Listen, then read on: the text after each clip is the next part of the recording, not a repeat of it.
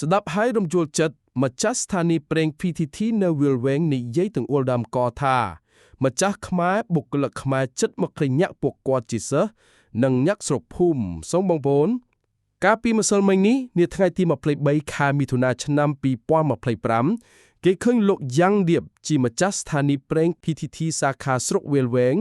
បានបង្ហោះសារមួយនិយាយទាំងអួលដើមកថាតាំងមានភាពតានតឹងរបស់ខ្មែរនិងថៃរហូតដល់ឈានការបិទការនាំចូលប្រេងនិងឧស្ម័នទាំងឡាយនាំចូលពីថៃគឺខ្ញុំមានបងប្អូននិងមិត្តភក្តិជាច្រើនបានឆាតនឹងខសួរសុខទុក្ខព្រោះ PTT វាលវែងនេះទើបបើកចិត្តបាន3ខែប៉ុណ្ណោះសូមបងប្អូនជៀបថា PTT នេះយើងឃ្លាំចុះបញ្ជីជាមួយក្រសួងពាណិជ្ជកម្ម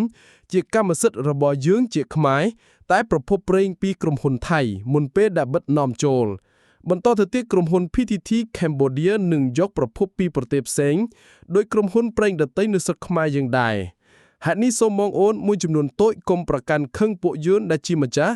និងបុគ្គលិកសុទ្ធតែខ្មែរទាំងអស់ដែលនឹងមានចិត្ត20នាក់សម្រាប់ PTT វាលវែងពេលថែមអាហារដ្ឋានមួយទៀតនៅពេលខាងមុខនេះពួកគាត់ជាសិស្សនិងអ្នកស្រុកភូមិនៅវាលវែងនេះទេពួកយើងក៏មិនគាំទ្រជនបរទេសណាដែលមើលងាយខ្មែរដែរនិងគោរពរាល់ការសម្រេចចិត្តរបស់ថ្នាក់ដឹកនាំជាតិរបស់យើងជានិច្ចខ្ញុំសូមស្វាគមន៍បងប្អូនមកលេងវាលវែងភ្នំ1500ឬស្ពានខ្ពស់ជាងគេក្តីឬបំពេញការងារផ្សេងក្តីអាចសម្រាកឬចតទៅថតរូបនៅដំរី505និងប្រើបន្ទប់ទឹកនៅស្ថានីយ៍យើងដោយក្តីរីករាយបំផុតសូមបញ្ជាក់ផងដែរថានៅស្រុកវាលវែងខេត្តពោធិ៍សាត់យើងមានស្ថានីយ៍តេឡានិងមានតូតាល់ឆាប់ដែរ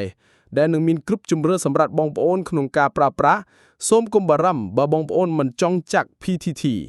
ដោយក្តីគោរពនិងអរគុណដល់បងប្អូនដែលបានសួរសុខទុក្ខកន្លងមក